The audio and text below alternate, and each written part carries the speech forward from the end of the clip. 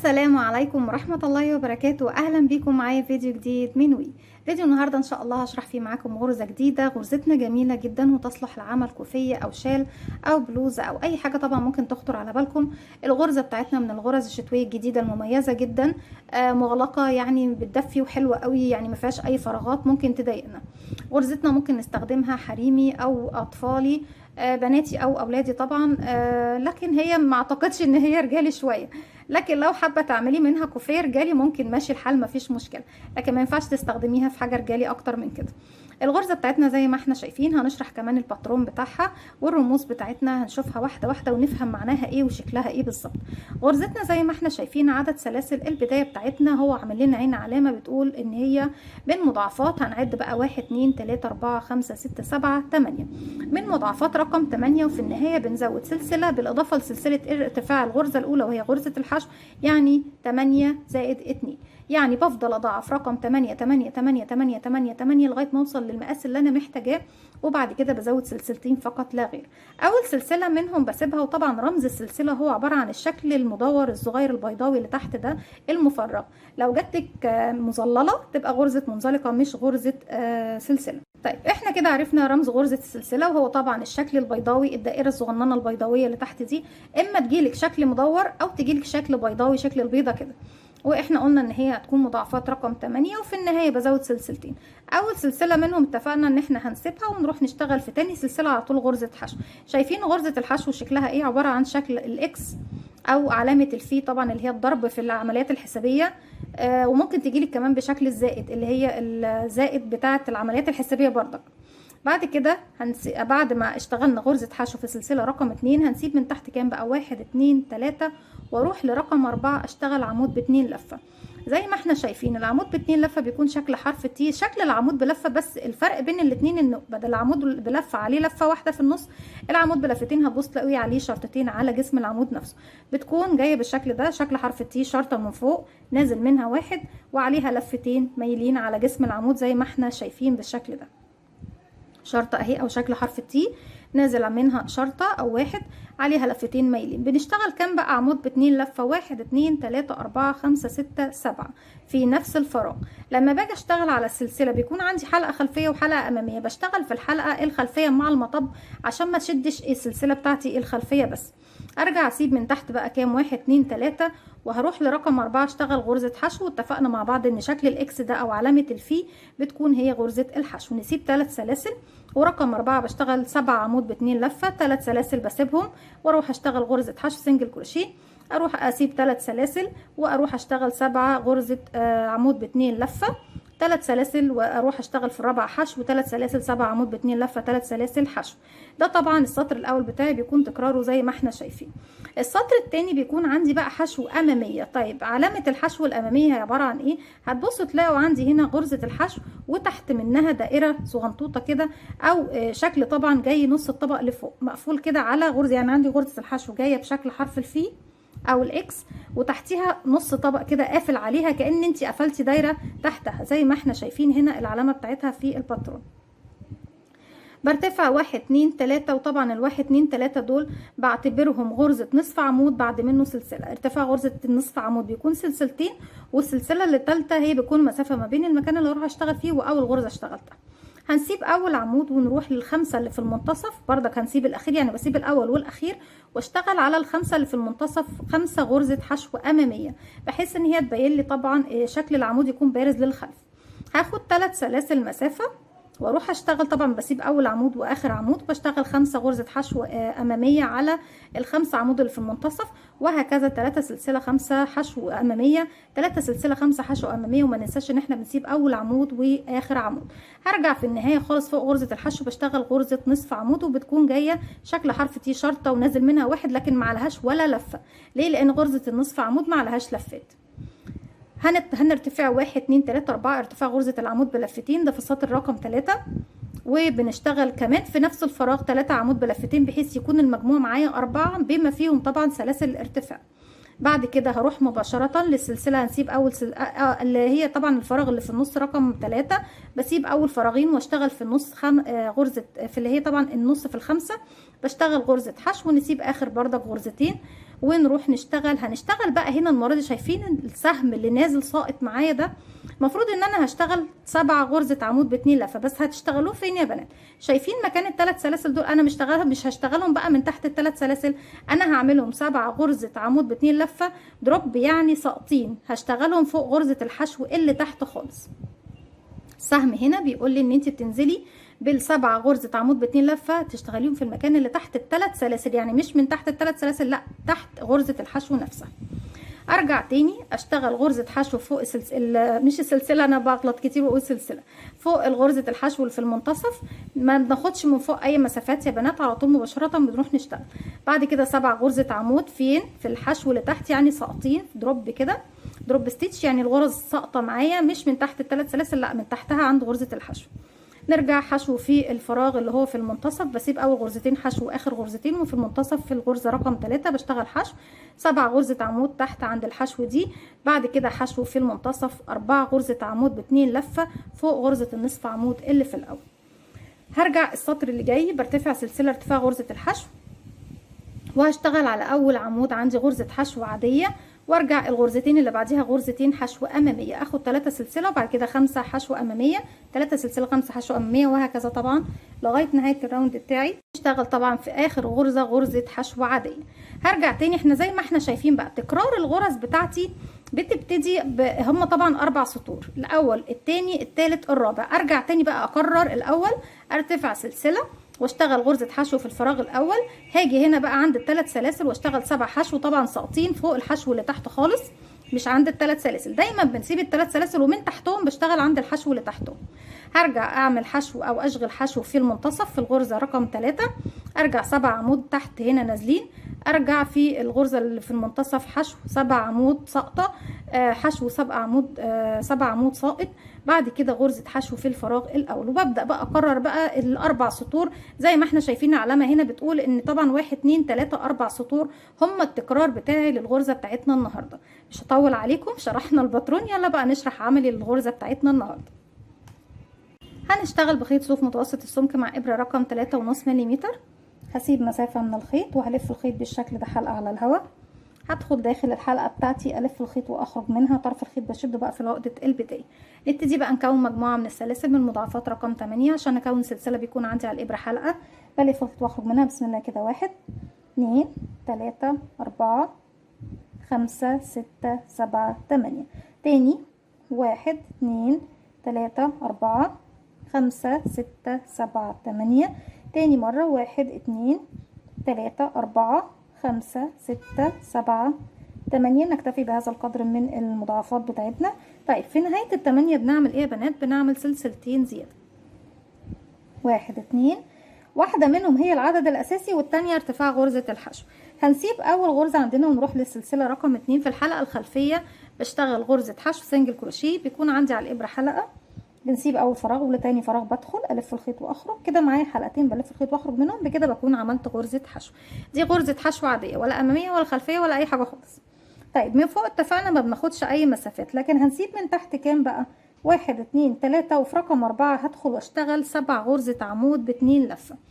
طيب احنا العمود ب2 لفه بنشتغله ازاي؟ هو طبعا جاي اسمه من طريقه تطبيقه، ان انت لما بتيجي تلف الخيط على الابره بتلفيه مرتين. انا كده معايا حلقه بلف بقى 1 2، يعني كده معايا 3 حلقات. الحلقتين اللي لفتهم والحلقه الاساسيه هسيب 1 2 3 واروح لرقم 4، بدخل في الحلقه الخلفيه مع المطبل في الخلف. ليه ما دخلتش في الحلقه الخلفيه بس يا بنات؟ علشان خاطر انا لو دخلت في الحلقه الخلفيه بس هتتشد معايا ويكون شكلها مش حلو. لكن لما بكون بشتغل اكتر من غرزه او غرزه منتفخه زي ال3 غرز اللي عندنا في الكروشيه منتفخين، سواء غرزه البف او الكلاستر او البوب كورن، دول لما بنيجي بنشتغلهم على الحلقه الخلفيه مع المطبل في الخلف عشان يكونوا طبعا محملين معايا وما تشدوش لفوق. هلف الخيط وهخرج كده معايا الحلقه الاساسيه واللفتين اللي لفتهم واللفه اللي دخلت ولفيت وخرجت بيها، بقوا 4. بلف الخيط واخرج من حلقتين كده مره، اتبقوا 3. الف الخيط واخرج من حلقتين كده 2 مرتين، لفينا الخيط وخرجنا من حلقتين. تالت مره هم اللي اتبقوا لي حلقتين هلف الخيط واخرج منهم، يبقى كده 3 مرات بلف الخيط واخرج من حلقتين. طيب كده اول غرزه. تاني غرزه بكرر تاني غرزه العمود ب2 لفه، بيكون عندي على الابره حلقه، بلف 1 2 بقوا 3 حلقات. هدخل تاني في نفس الفراغ، هلف الخيط وهخرج معايا 4 حلقات، بلف الخيط واخرج من حلقتين، بلف الخيط واخرج من حلقتين، بلف الخيط واخرج من حلقتين. تاني بكرر بقى 3 في نفس الفراغ، 4 في نفس الفراغ،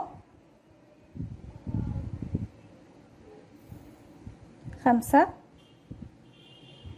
في نفس الفراغ، 6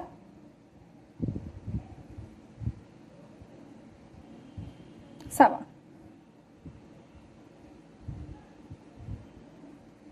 من فوق ما باخدش اي مسافات، من تحت بنسيب ايه 1 2 3. وفي رقم 4 هنا بقى انا بشغل غرزة واحدة او صغيرة خفيفة، فبدخل في الحلقة الخلفية بس بعمل غرزة حشو. تاني بلف الخيط 1 2، بسيب من تحت 1 2 3، وفي رقم 4 هدخل اشتغل 7 غرزة عمود ب2 لفة كده. 1 2 7 بفراغ واحد يا بنات، 3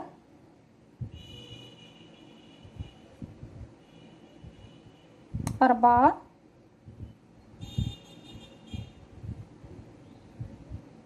5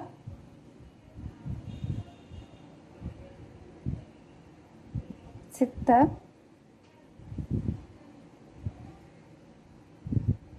7. هنسيب من تحت 1 2 3، وفي رقم 4 بشغل غرزة حشو، وبكرر ده بقى لغاية طبعا ما بوصل الى نهاية الراوند بتاعي زي ما احنا شايفين كده. خلاص خلصت الراوند الاول بتاعي وقفلت بغرزة حشو في الغرزة الاخيرة.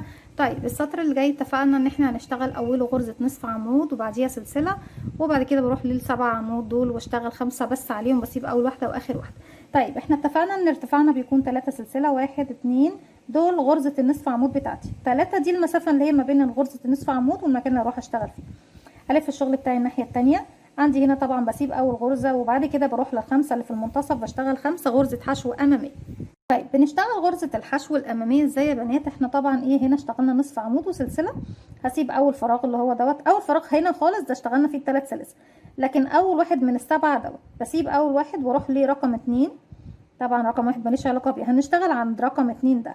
رقم 2 اهو قبله فراغ وبعده فراغ. لما باجي اشتغل ما بشتغلش تحت حرف الفي فوق، لا ما مش عند حرف الفي خالص، بشتغل من الامام، امامية يعني من الامام.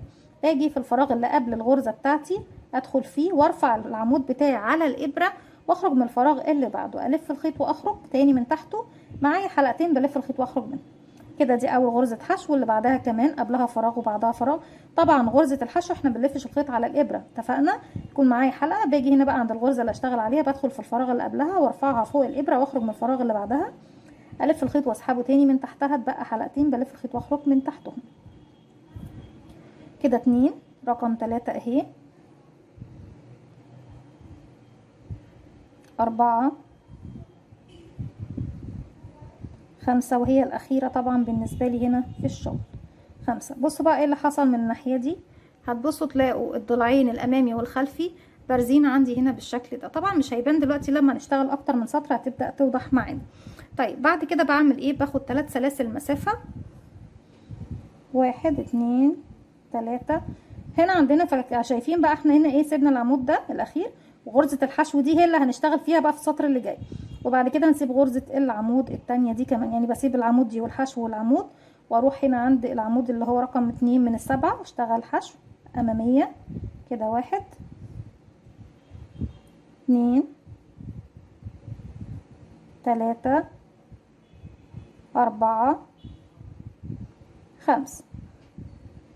3 سلسلة، 1 2 3. تاني بسيب العمود الاخير والحشو والعمود اللي بعده واروح اشتغل 5 غرزة حشو امامية. 1 2 3 4 5.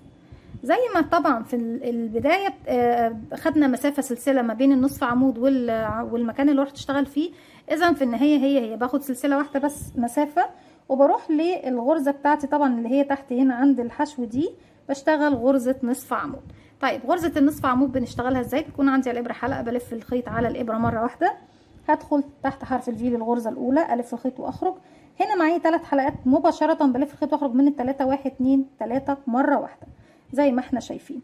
طيب السطر اللي جاي بيكون عندي عباره عن ايه؟ برتفع 4 سلسله وبشتغل في اول فراغ فوق النصف عمود دوت 3 غرزه عمود ب2 لفه. بيكون المجموع بتاعي الاربع سلاسل مع ال3 عمود ب2 لفه بقوا 4 عمود ب2 لفه. 1 2 3 4 وبعتبرهم عمود ب2 لفه والف الشغل الناحيه التانيه. تاني 1 2 لفتين بقى، بدخل تحت نفس الفراغ هو بتاعي اهو، واشتغل كمان 3 عمود ب2 لفه. 1 2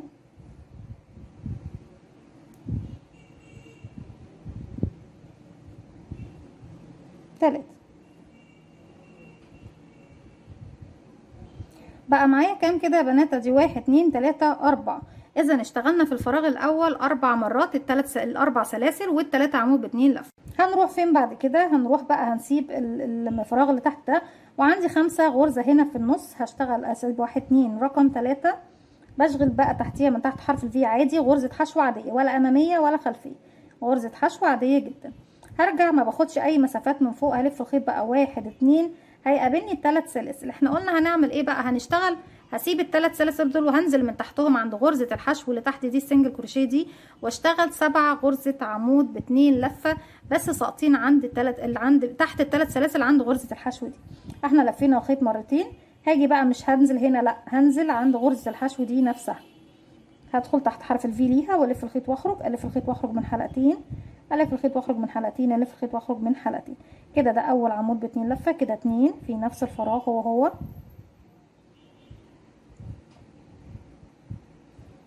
رقم 3 في نفس الفراغ. 4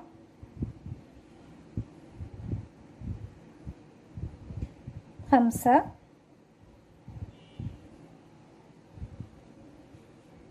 6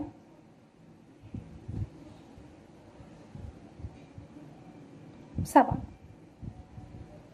7 دروب ستيتش يعني غرزة ساقطة زي ما احنا شايفين. تدي بقى تبان معايا، هي تشبه كتير غرزة الصدفة المصنطة، بس طبعا باختلاف ان احنا بنعملها بشكل ايه؟ بارز، شكل الغرزة الحشو امامية، وعندنا غرزة طبعا اللي هي العمود ب2 لفة بتيجي ساقطة معانا، بتدينا شكل حلو قوي جميل. بصوا بقى عندنا دلوقتي بدأت تظهر غرز الحشو الامامية من الناحية دي، بتدينا شكل بارز وجميل، والخلف بتاعها بيكون سادة كده زي ما احنا شايفين. ارجع تاني بقى، هيقابلوني 5 غرزة اهو. بصوا 5 1 2 3 4 5.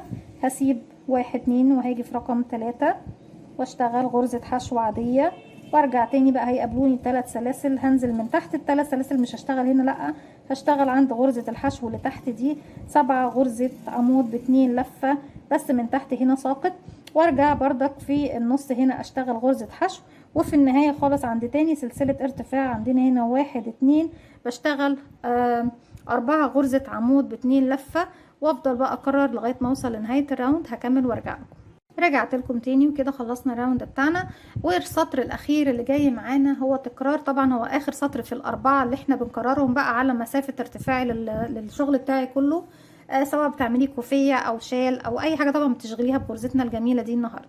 ممكن تعملي منها بطانية بيبي على فكرة بتكون حلوة جدا، او مفرش سرير بيكون قيم جدا، وزي ما احنا شايفين وكمان هو مفيهوش اي فراغات، يعني بيدفي وجميل جدا جدا جدا. ممكن تشتغلي طبعا بخيوط الصوف المتوسطه السمك، وممكن تشتغلي بخيوط اليزي كوتون جولد او اليس كوتون جولد. بيكون في نسبه قطن عاليه، وهي الحمد لله ان هي متوفره قدامي دلوقتي، كنت هشتغل بيها فيديو تاني. بيكون فيها نسبه قطن 55% و45% اكليريك، يعني بردك الخامتين حلوين جدا، ما بتوبرش من الالوان الثابته كمان وجميله جدا. وده خيط هيمالايا افري داي سوبر لوكس، بردك من الخيوط اللي ما بتوبرش والوانه ثابته جدا وجميله، بس ده صوف وده قطن، يعني ده نص قطن ونص صوف اكليريك سوري، ودوت كله اكليريك، يعني اظن ان هو ممكن يكون 90% اكليريك، والباقي ممكن يكون البوليستر او الخامات اللي هي طبعا بتكون مكونه منها الخيوط. السطر ده بنرتفع سلسله واحده بس ارتفاع غرزه الحشو، بلف شغل الناحيه التانية. وطبعا في خيوط كتيره، مش معنى ان انا بتكلم على الخامتين دول او النوعين دول ان هو اللي بقول عليهم اشتغلوا بيهم يا بنات، لا، في خيوط كتير جدا جدا جدا وانواعها في منتهى الجمال والروعه، وبتكون مناسبه لاي شغل طبعا انتوا حابين. هشتغل فوق اول غرزه حشو ايه زي ما احنا شايفين عاديه. الغرزتين اللي جايين هشتغل فوقيهم غرزتين حشو اماميه، يعني هنا اشتغلتها عند حرف الفي، لكن اللي جايه هشتغلها ايه رقم 2 هشتغلها اماميه، ورقم 3 كمان اماميه، رقم 4 مش هشتغل فيها خالص يا بنات، هسيبها. وهنروح بقى هنسيب ايه كمان، هنسيب بقى الفراغ اللي هو بتاع رقم 4 والحشو والفراغ الاول من السبعه اللي جايين دول، ومن فوق هناخد 3 سلسله، 1 2 3. برجع تاني بقى كاني بكرر السطر اللي كان رقم 2. هنسيب الغرزه دي ودي ودي، ونروح هنا نشتغل 5 بقى غرزه حشو اماميه، 1 2 3 4 5. 3 سلسلة، 1 2 3، وهنسيب غرزة العمود الأخيرة والحشو والعمود اللي هي أول واحدة هنا طبعا، ونروح لرقم 2 واشتغل حشو كده، 1 2 أمامية يا بنات ما ننساش، 3 4 5. وعرفنا طبعا رمز غرزة الحشو الأمامية ايه، 1 2 3. هنسيب اول غرزة هنا ونروح للغرزتين رقم 2 و3 حشو امامية، وطبعا فوق السلسلة الاخيرة عندي هنا اهي 1 2 3 4 بدخل وبعمل غرزة حشو بقى عادية في النهاية هنا. طيب السطر اللي جاي بيكون تكرار للسطر رقم 1، برتفع سلسلة والف شغل الناحية التانية، فوق اول فراغ عندي بشغل غرزة حشو عادية. هنروح فين بقى يا بنات، انا بسيب تاني غرزة حشو مش هشتغل عندها حاجة، واروح مباشرة اشتغل. شايفين بقى انا بيقابلني ايه ال3 سلاسل، بسيب ال3 سلاسل وبعمل دروب ستيتش اللي هي 7 غرزة عمود ب2 لفة، بس فوق مش هنا لا تحت هنا عند غرزة الحشو، بلف في الخيط 1 2 بسيب ال3 سلاسل وانزل من تحتهم عند غرزة الحشو دي اهي، بدخل تحت حرف الفي ليها واخد معايا كمان 3 سلاسل والف الخيط واخرج، الف الخيط واخرج من حلقتين، الف الخيط واخرج من حلقتين، الف الخيط واخرج من حلقتين، تاني عمود 2 3 في نفس الفراغ،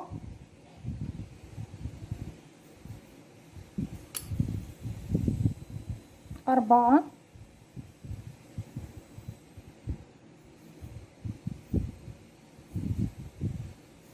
5